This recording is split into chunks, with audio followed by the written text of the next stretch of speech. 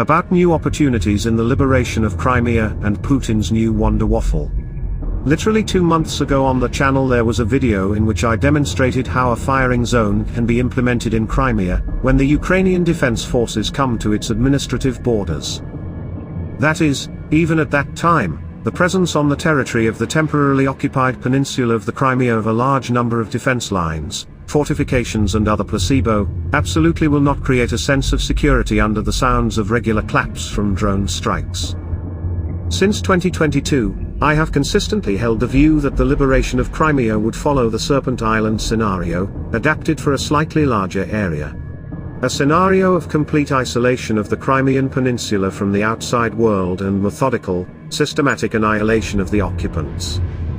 The main task of the AFU to start the active phase of this scenario is to reach the administrative border of the peninsula. After that, it will begin to form a shock and fire capability to carry out the task of destroying all military facilities and military infrastructure on the peninsula. But if, as of March 2023, I was considering the 4 zones of destruction that the AFU can provide, taking into account the existing and prospective means of destruction that they can receive, or already receive, now we should make adjustments and declare the 5th zone.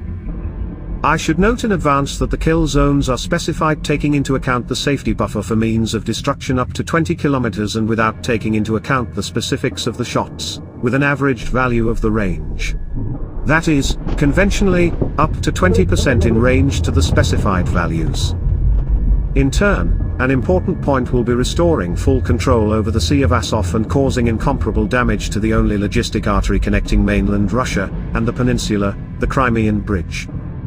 Preservation of the ferry service is possible only for civilian purposes, but in case it is used to provide the peninsula with forces and means of the Russian troops, such ferries must be destroyed, either at sea or in ports, because they can and will be covered by civilians during transportation of troops.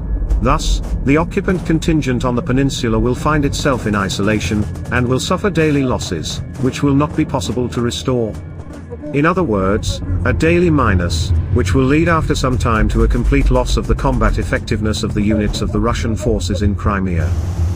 This is just one of the scenarios I see most clearly. At the same time, on the table in the General Staff of the Army, I am sure, there are several similar scenarios and some of them are much more unexpected than this template sketch of a larger operation than was on Snake Island. Taking into account the transfer of long-range missiles to Ukraine and the emergence of the 5th zone of influence, we can safely say that the Russian occupiers on the temporarily occupied peninsula of Crimea will have absolutely no peace in any corner of it. Meanwhile, Russia plans to begin production of a new configuration of the Yars-M intercontinental missile. The product is planned to be made much more difficult to detect, improve accuracy, and generally expand capabilities. Moscow has already tested a new version of the Yars in the past, but only now are they ready to begin mass production of the missiles. Now a number of enterprises on Russian soil are modernizing their capabilities, among other things. These enterprises are busy producing missiles, the control system, and other important parts of the missile. But there is nothing good in this news, for the Russian armed forces. The more resources a poor and degraded Russian military-industrial complex will spend on any hangar, senseless, but insanely expensive and resource-consuming wonder waffle, the better. This war has shown that they will only be able to build another obsolete, unparalleled Soviet archaism, designed only for the domestic consumer of Russian propaganda.